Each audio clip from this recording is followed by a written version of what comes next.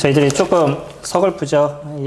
예배를 드려야 되는 게 계속 비대면으로 바뀌어야 되고 막 이런 상황들이 생긴다는 게 마음 가운데 조금 아픔이 됩니다. 그러나 이제 뭐 사회적인 문제가 너무나 커져서 그게 우리의 문제는 아니라 할지라도 사회적인 문제가 너무 커져 있기 때문에 그런 부분에 있어서도 저희들이 같이 동참하고 함께하는 것이 합당하다라고 이렇게 생각이 됩니다. 다음 주부터 월요일부터 주어진 규칙을 이렇게 좀 잘 지켜주시고요. 그것을 통해서 그리스도인이 빛이라는 것, 정해진 규율 안에서 저희가 살아간다는 것에 대해서 잘 드러내 주시면 감사할 것 같습니다. 오늘 저희는 하나님과의 사귐에 대해서 같이 교제하기로 원합니다. 성도님들, 하나님과 잘 사귀고 계시나요? 하나님과 사귐이 잘 이루어지고 계시나요?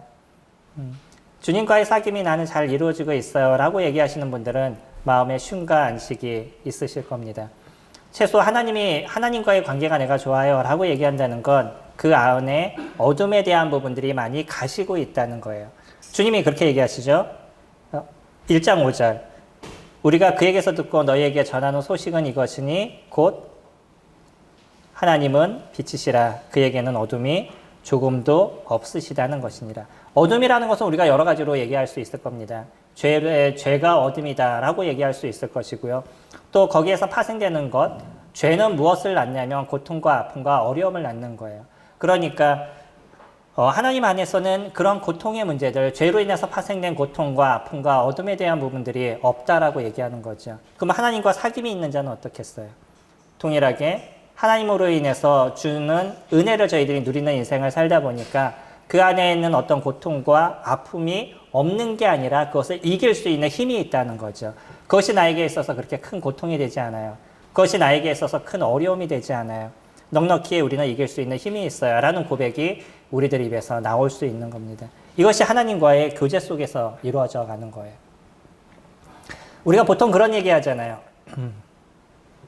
진정한 친구 한 명이 있으면 인생의 절반은 성공한 것이다 라고 얘기를 하죠. 성도님들 그런 친구가 있으셔요? 나에게 진정한 친구가 있으시나요?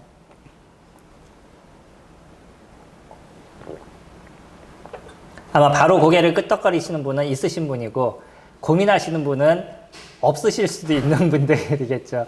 근데 의외로요, 저희가 잘 생각해 보면 진정한 친구 한 명이 나에게 있나라고 생각하면 친구는 많아요. 친구들은 참 많은데 내가 진짜 어렵고 힘들고 아플 때 나와 함께 할 수 있는, 아니면 진짜 어려운 모습에 있었을 때 내가 같이 가서 그 사람의 마음을 위로하고 도와줄 수 있는 그런 친구가 있나라고 생각하면 그때부터 고민이 되는 거죠. 요즘의 사람들은 친구들을 조금 얇고 많이 갖는 편이에요. 옛날 분들은 어떠면 적고 깊게 사귀는 모습이었다 그러면 지금은 얇고 많아요. 그러니까 만날 수 있는 사람들은 얼마든지 많이 있는데 진짜 내 마음을 같이 나눌 수 있는 친구, 이렇게 생각해 보면 이게 손가락이 하나 꽂혀지는 게 참 힘든 모습인 거예요. 그거는 서로 간에 신뢰의 모습이 있다는 거예요. 이 사람의 모습에 대해서 내가 신뢰할 수 있고 그 사람을 내가 그대로 인정할 수 있는 모습이 있는 거죠. 그런 사람이 진정한 친구의 모습이죠. 이게 친구라고 해서 나이와 상관이 있는 건 아니잖아요. 나이가 많을 수도 있고 나이가 적을 수도 있고 어떤 경우에는 엄마와 딸의 어떤 관계일 수도 있고 여러 가지 관계가 있을 수 있을 거예요. 그런 관계지만 여전히 함께 신뢰할 수 있고 그 사람의 어떤 잘못도 같이 인정하고 받아줄 수 있는 것. 물론 잘못된 것에 대해서 조언하고 책망할 수는 있다 할지라도 그 사람의 실질적인 삶에 대해서는 그대로 신뢰할 수 있는 그런 마음들, 그런 것을 갖는 게 진정한 친구의 모습인 거죠.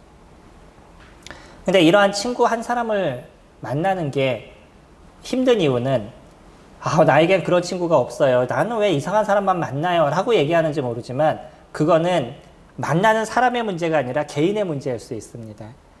내 개인이 그 사람에게 실질적으로 다가가지 못하는 부분들, 아니면 내가 갖고 있는 이기심이 그 사람과 갖고 있는 모습에서 하나가 될 수 없는 이런 부분들이 놓여져 있는 거죠. 가장 큰 문제는 이기심이에요. 다른 사람과의 만남에 교제에서 한계를 느끼는 거는 내가 갖고 있는 이기심과 그 사람이 갖고 있는 이기심이 부딪히면서 서로 간에 함께 할 수 없는 부분들을 만들어 나가는 거죠. 뭐 아무 문제 없이 그냥 한 가지 일을 인해서 만나면 좋은 상황은 얼마든지 이뤄갈 수 있어요. 그런데 같이 살아보고 진짜 어려움의 문제가 발생해 보면 그때는 자기 이익적인 것을 더 먼저 챙기는 사람들이 나타나는 거예요. 그래서 성도들은 다른 겁니다.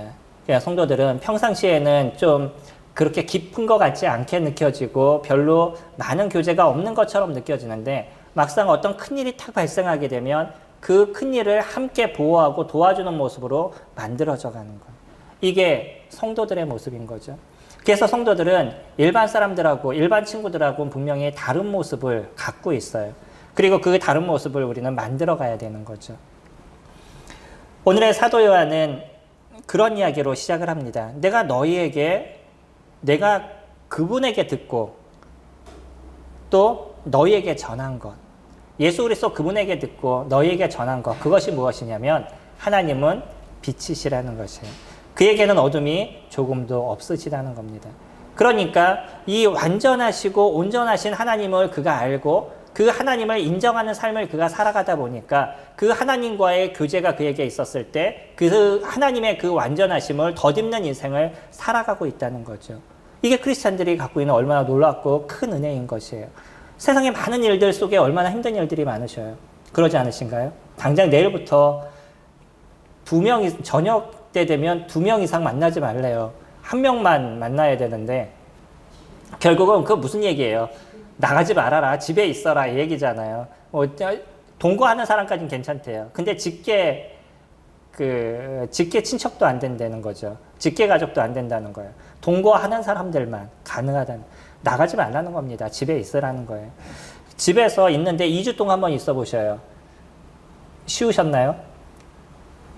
예, 집에 방콕 하시는 분은 좀 편할 수 있어요. 근데 강제로 하라 그러면 이제 그때부터 좀 힘들어집니다. 신기한 게 그거예요. 그냥 저도요, 집에서 있어라 그러면 2주고 3주고 있을 사람이에요. 근데 억지로 너 있어야 돼 라고 얘기하면 괜히 힘들어져요, 마음이. 이게 하지 말라, 뭔가 하고 싶은데 하지 말라라고 얘기하니까 그게 이제 힘들어지는 거죠. 결코 쉬운 부분들이 아닐 수 있습니다. 그런데요, 우리는 그곳에서 무엇을 찾아가냐면 주님과의 교제를 찾아가는 거죠. 그 속에서 우리는 어려움의 인생을 살아가는 것이 아니라 거기서 주는 주님의 은혜가 무엇인지를 찾아가는 거예요. 하나님 빛이시잖아요. 그 빛이시고 완전하신 그분 앞에 저희가 함께 있는 인생을 살아가는 것. 그것이 어떤 장소라 할지라도, 그 어떤 상황이라 할지라도 그것이 저희들에게서 큰 문제가 되지 않아요. 그 하나님이신 걸 저희들이 기억하기 때문인 거죠. 오늘의 예배도 저희가 그런 속에서 기쁨이 누리는 시간이 되셨을 겁니다. 하나님의 그 크심과 놀라우심, 그 빛 대신 완전하신 그분 앞에 경배하고 그분 앞에 놓여 있다는 것, 그분을 함께 찬양할 수 있는 은혜가 오늘 이 시간 저희들에게 주어졌다는 것이 얼마나 큰 은혜고 얼마나 큰 기쁨인 거예요. 그 속에서 저희들은 힐링이 돼가는 거죠. 우리들 안에 있었던 찢기들, 때로는 일주일의 삶에서 있었던 아픔이나 여러 가지 문제들이 그 예배드리는 그 시간 속에서, 주님을 높이는 그 시간 속에서 다 해소돼 나가는 저희들을 발견하게 되는 거죠.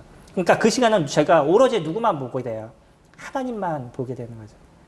우리가 밖에 있었을 때는 세상을 보는 일들이 더 많은 거죠. 세상에 있는 일들을 보게 되고 사람들을 보게 되고 사람들의 관계 속에서 어려워지고 힘들어지는, 또 어떤 사회적인 환경 속에서 힘들어지는 많은 일들이 저희들에게 놓여져 있지만 우리가 주님 앞에 예배하러 딱 나왔었을 때는 오로지 누구만을 바라보냐면 하나님 그분만을 바라보고 예수 그리스도 그분만을 바라보니까 우리들 마음에 있었던 그 많은 것들이 해소되라는 것을 저희들이 느끼게 되는 거죠.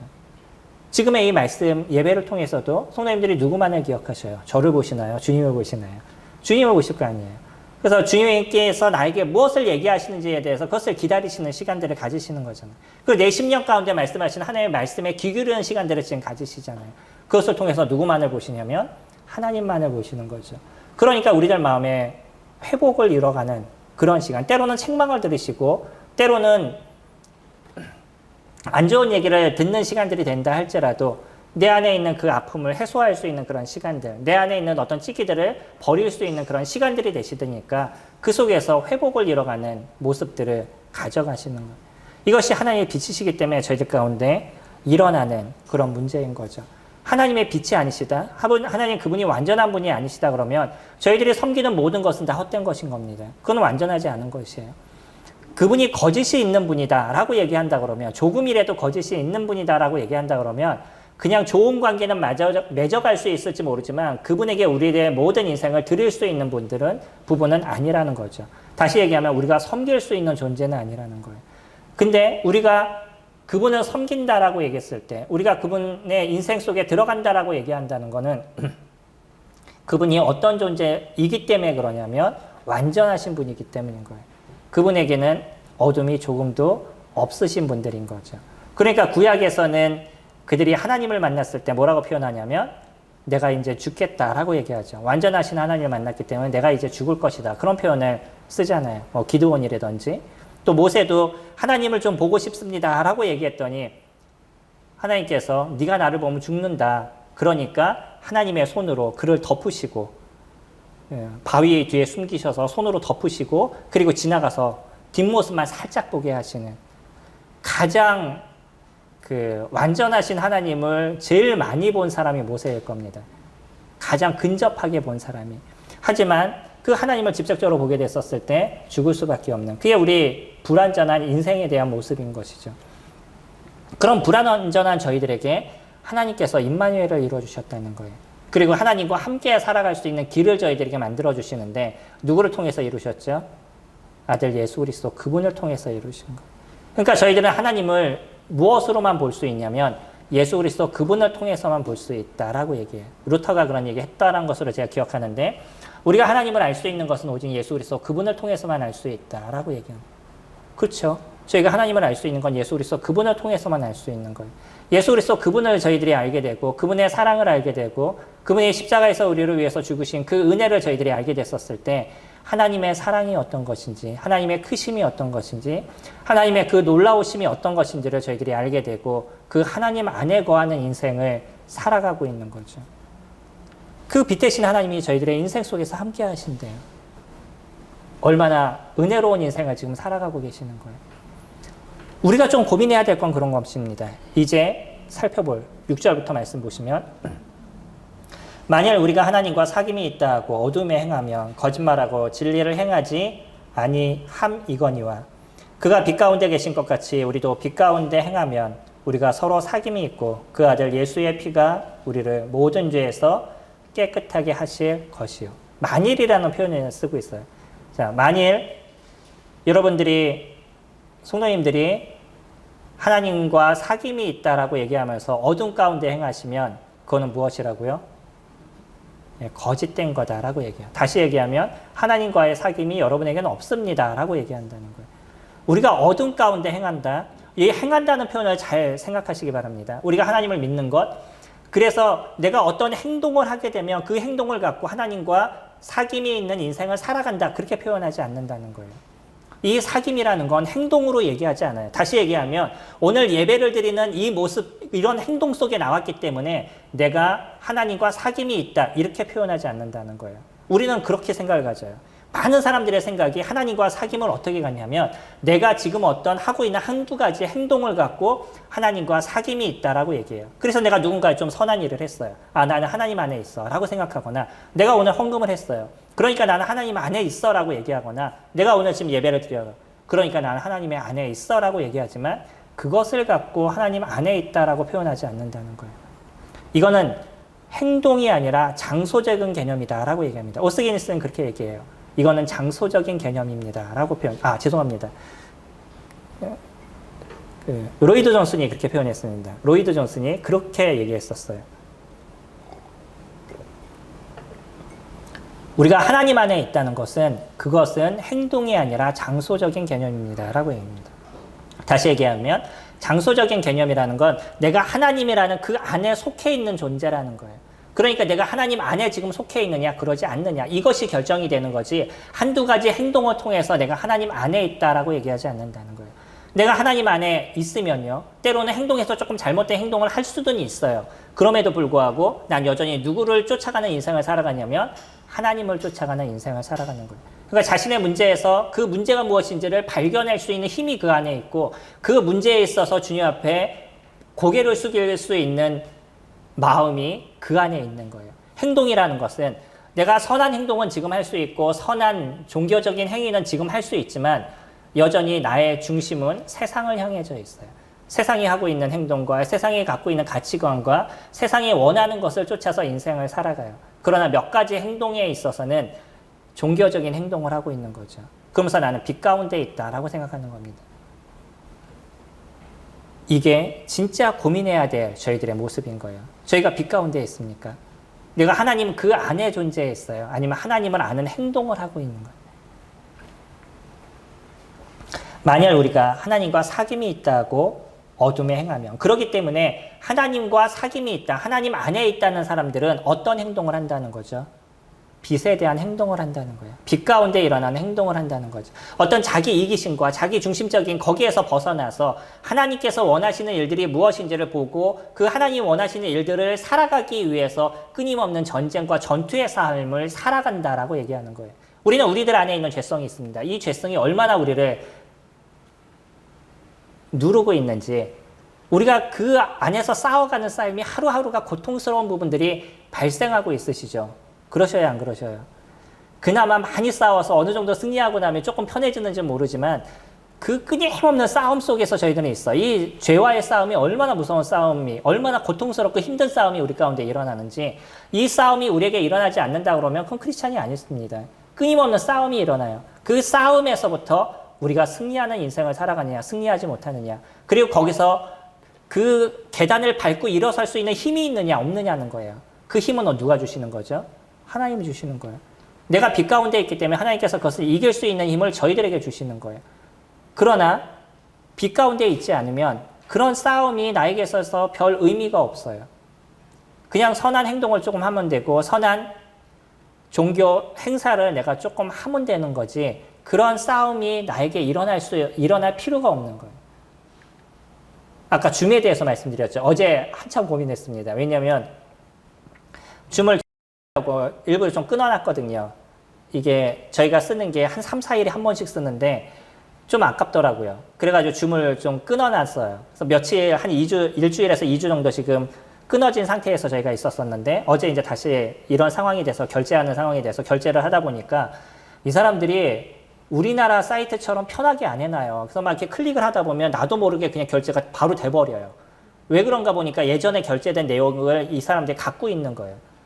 그러니까 아무 생각 없이 저는 카드를 바꾸려고 이렇게 카드가 언제 바뀌어지지? 그러고 클릭을 하다 보니까 이미 결제가 되어 있는데 더 무서운 게 뭐였냐면 연간 결제가 돼버린 거예요.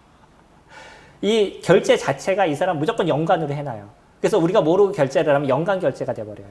근데 우리나라 같은 경우는 바로 취소합니다라고 그냥 뭐 옥션이나 지마켓, 이거 지금 이렇게 얘기해도 되나요?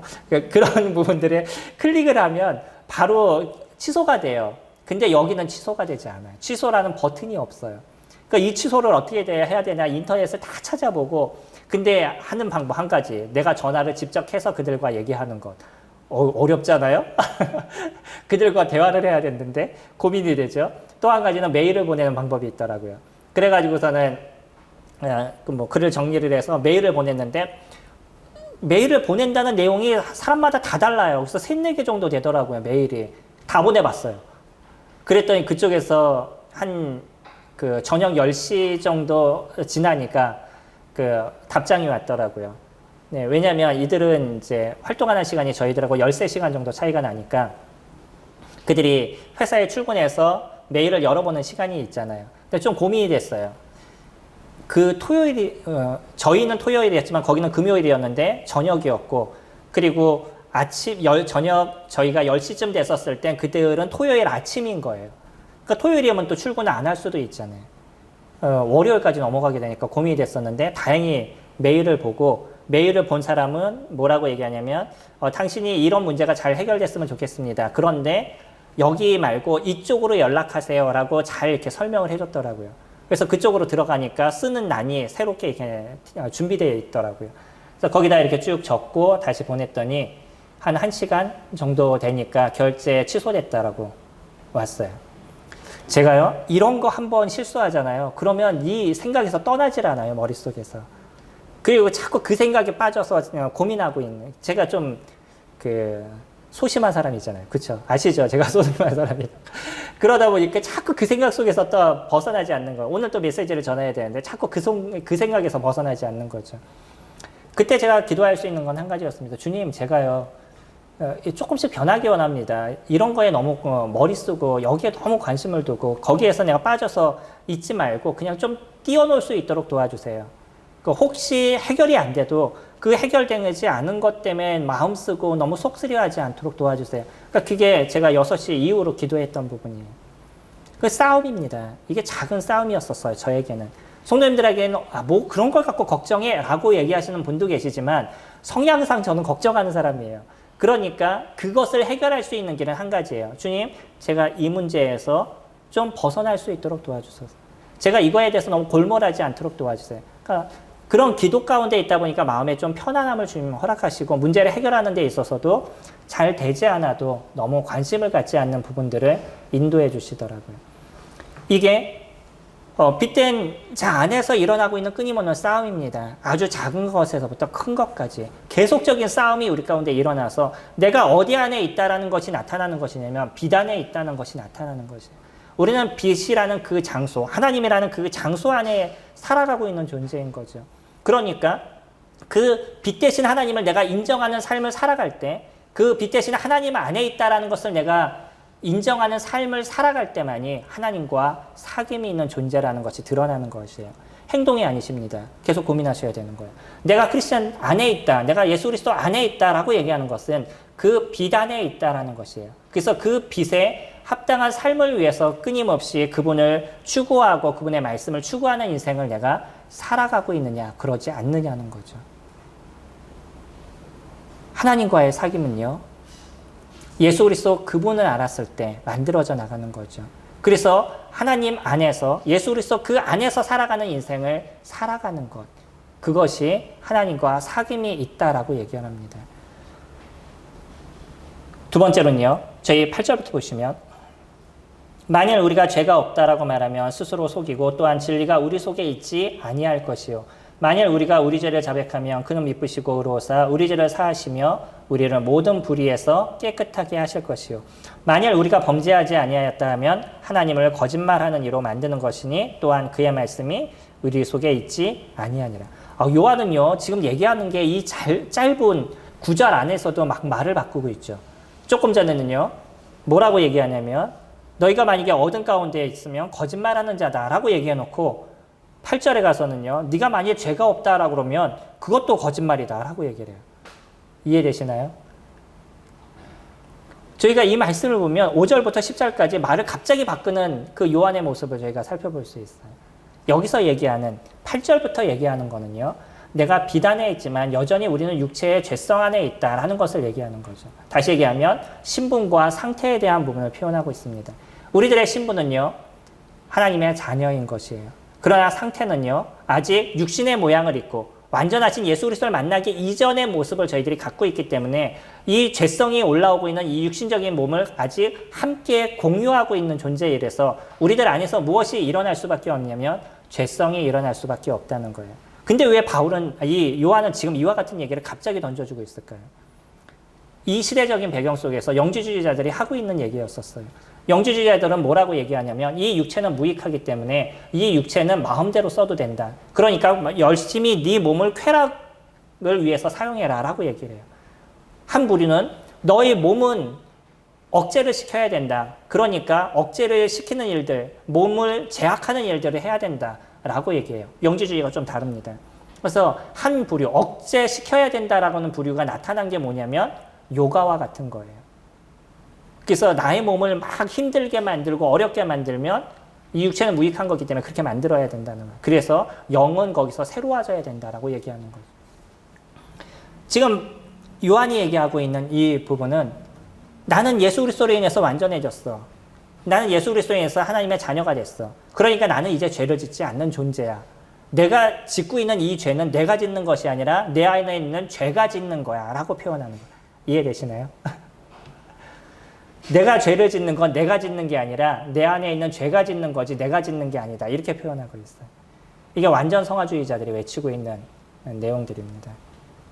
영지주의자들에게서 태동이 됐던 그런 이야기들인 거예요. 그래서 내가 구원을 받으면 그때부터는 나는 죄가 하나도 없는 존재다 라고 표현하는 거죠. 그러시나요? 저희는 그러지 않습니다. 여전히 우리가 주님을 받아도 주님이 우리를 보시는 모습에선 예수 그리스도의 그 피로 인해서 우리를 의인으로서 주님께서 보시지만 여전히 우리가 살아가는 가운데서는 우리 가운데 있는 이 죄성은 아직도 남아있는 거예요. 그래서 이 죄성에 대한 부분을 해결해 나가는 일들을 이뤄가야 되는데 그것은 어떻게 이뤄가는 것이냐면 하나님 앞에 자백하고 자복하는, 회개하는 그런 모습 속에서 만들어져 가는 거죠. 그래서 크리스찬들은 무엇 하는 인생을 살아가냐면 자백하는 인생을 살아가는 겁니다. 주님 앞에 자백하는 시간들을 가져가시나요? 일주일을 살아오시면서 일주일 가운데 있었던 내 죄성에 대해서 주님 앞에 고백하는 시간들을 가져가시나요? 그것이 크리스찬입니다.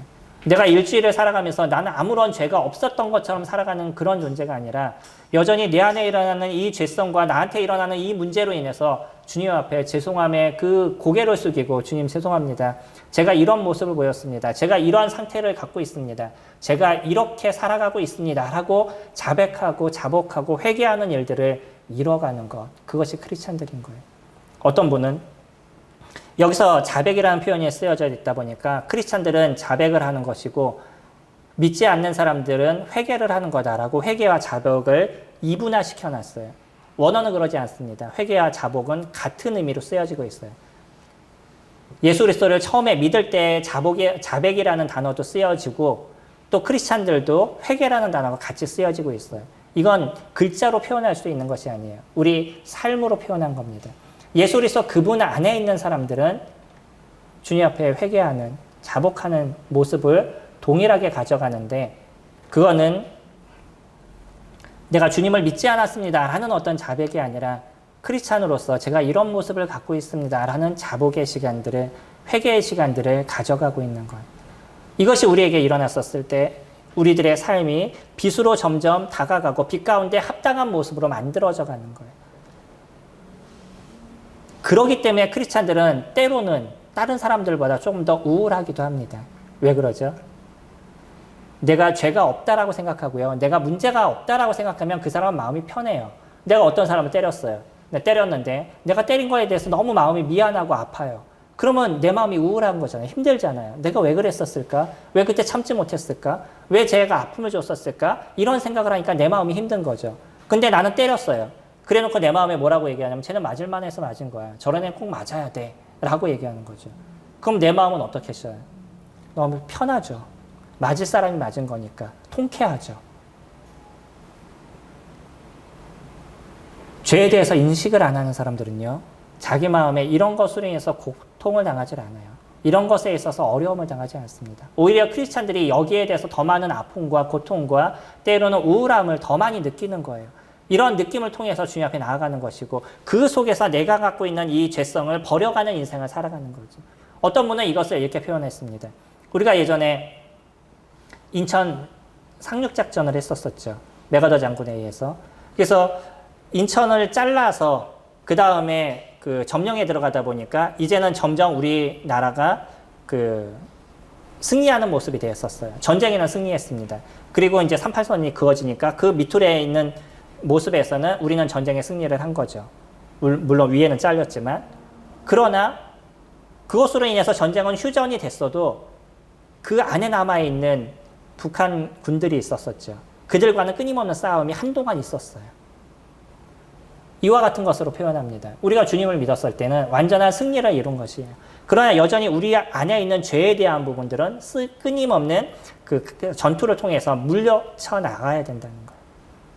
그게 우리 안에서 일어나고 있는 일들인 거죠. 하나님은 빛이십니다. 하나님과 사귐이 있으시나요? 우리가 만약에 하나님과 사귐이 있다 그러면 우리는 우리들의 사귐 속에서 일어나는 일들이 있을 겁니다. 그 첫 번째가 무엇이냐면 우리는 빛 가운데서 행하게 되어져 있다는 거예요. 크리스찬이 빛 가운데서 행하지 않으면서 나는 하나님과 사귐이 있습니다 라고 얘기하는 건 거짓이라 아주 강력하게 얘기하지 않나요? 요한일서를 보시면요. 얼마만큼 강력하게 우리 가운데 얘기하시는지를 보게 돼요. 우리는 요한일서를 얘기할 때 사랑의 장이다 이렇게 표현하지만 사실 깊게 보시면요. 우리에게 던져주고 있는 메시지가 엄청나게 강력합니다. 아주 이분법으로 정확하게 나눠져요. 너 이러고 있느냐? 너 그럼 넌 버리운 자다. 이렇게 표현하고요. 네가 제 가운데 있냐? 넌 그럼 주님을 믿은 자가 아니다. 이렇게 표현해요. 계속 보시기 바랍니다. 우리 계속 가면서 살펴보실 것인데 살펴보면서 얼마나 강력하게 요한이 얘기하는지를 저희들이 이렇게 보여주고 있어요. 믿음은요.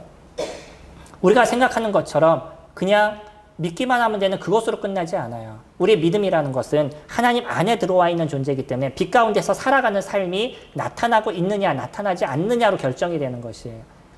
믿음에 대한 거는 얼마든지 입술로 고백할 수 있습니다. 우리 로마서 10장 9절에서 얘기하는 것처럼 내가 만일 내 입으로 예수를 주로 시인하는 것은 입술로는 누구든지 할 수 있어요. 그러나 마음으로 믿어 의에 이르고 입으로 시인하여 구원에 이르는 것이에요. 우리 마음에서부터 진정한 믿음이 있었을 때 그것이 입술의 고백으로 나온다라고 얘기하는 거지 입술의 고백으로 나왔기 때문에 그것을 믿는다라고 얘기하지 않는다는 거예요. 그래서 마음의 믿음은 무엇으로 드러나냐면 내가 빛으로 살아가고 있느냐, 빛 가운데 살아가고 있느냐, 빛 가운데 살아가지 않느냐로 나타나는 거예요. 그러니까 크리스찬들의 삶은 다른 사람들의 삶과 분명하게 다르게 되어져 있는 거죠. 오늘 찬양을 불렀던 것처럼 내가 빛 가운데 살아가는 자가 되게 하소서. 왜 그래요? 빛의 자녀니까. 내가 빛의 자녀니까 당연히 빛 가운데서 살아가는 자가 되게 하달라는 고백이 우리들 입술에서 계속 나오게 되는 것이고 빛의 자녀의 합당한 모습이 되게 해주소서라는 고백이 우리들의 입술에서 계속적으로 나오게 되는 거죠. 그리고요. 내가 일주일의 삶에서 오늘 하루를 살아가는 삶에서 저녁 때 내 삶의 문제가 무엇이 있는지 살펴보고 그 문제에 대해서 주님 앞에 내려놓고 회개하고 자복하는 시간들을 크리스찬들은 가져가게 되는 거예요. 이거는 행동에 대한 부분만이 아닙니다. 우리 마음에서 일어나고 있는 우리 마음의 속의 생각까지도 주님 앞에 내려놓고 기도하는 시간들이 이루어져 가야 된다는 거예요. 행동에 대해서만 얘기하시면 내 안에서 일어나고 있는 잘못에 대해서 나는 자꾸 간과하게 돼요. 한번 해보시기 바랍니다. 내 안에서 일어나는 문제까지 주님 앞에 내려놓고 자복하는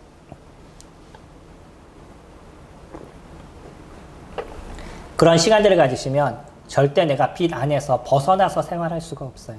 얼마만큼 내 안에 일어나고 있는 것이 큰 문제인지를 내가 계속적으로 보기 때문에 하나님 안에서 벗어난 인생을 살아갈 수가 없습니다.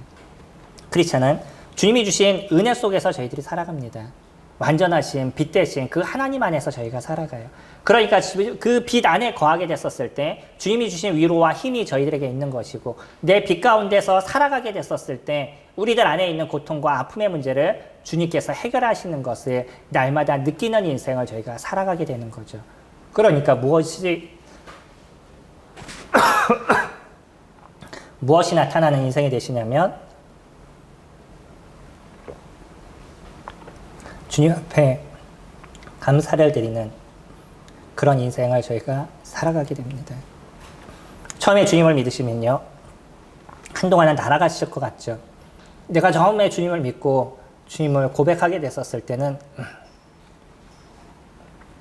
내가 오늘 당장 죽어도 여한이 없다라고 고백하고 그렇게 주님을 찾았던 시간들이 우리에게 있었는데 시간이 지나면서 점점 변하게 되는 거죠. 그리고 세상을 보게 되고 세상의 문제를 보게 되고 거기에서 나는 또 어떻게 살아가야 되는지 막 고통과 어려움의 문제가 우리를 잠식하게 되죠.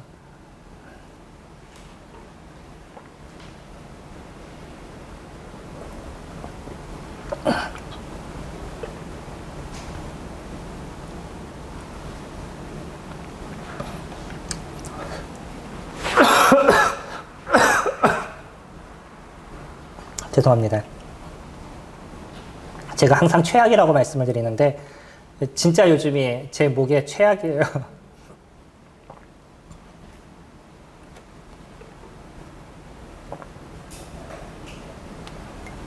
가끔은 성도님들과 교제하는 시간도 이제 얼마 남지 않았나 보다라는 생각이 들 정도로 말하는 것이 너무나 힘듭니다. 아예 이제 찬양하는 것 자체는 좀 어려운 상황이라서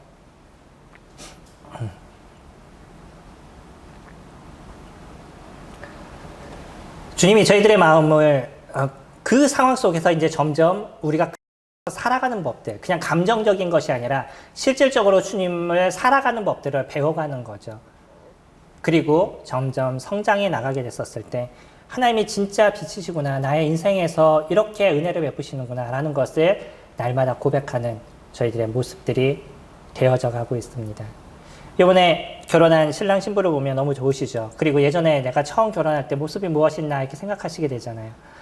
네, 살아보셔요. 모든 게 다 좋은가? 그것만은 아니죠. 그러면서 같이 가는 것을 배우는 거고요. 같이 가는 것을 진짜 배우게 됐었을 때 그때야 비로소 무엇을 느끼는 거냐면 아, 진정한 친구가 내 옆에 있구나. 이 친구가 진짜 나와 함께하는 사람이구나 라는 것을 알게 되실 거예요. 그것을 진짜 깨닫게 됐었을 때 그때야 비로소 진짜 부부의 삶이 될 거라고 생각이 됩니다. 주님의 모습도 주님이 나와 사귐이 있어 라는 것이 실질적으로 주님, 제가 주님밖에 없습니다. 주님과 함께 살아가는 것이 너무나 즐겁고 주님과 함께 살아가는 것이 너무나 감사합니다 라는 고백이 우리들의 입술에서 매일 나오게 될 때 그때야 비로소 하나님과의 진정한 사귐이 나에게서 이루어지고 있었다는 것을 발견하시게 될 겁니다. 손님들의 삶에 주님의 사귐, 그것을 통해서 빛 가운데 행하시고 나의 문제를 주님 앞에 내려놓으시는 그런 성도님들이 되시기를 소망합니다. 기도하겠습니다.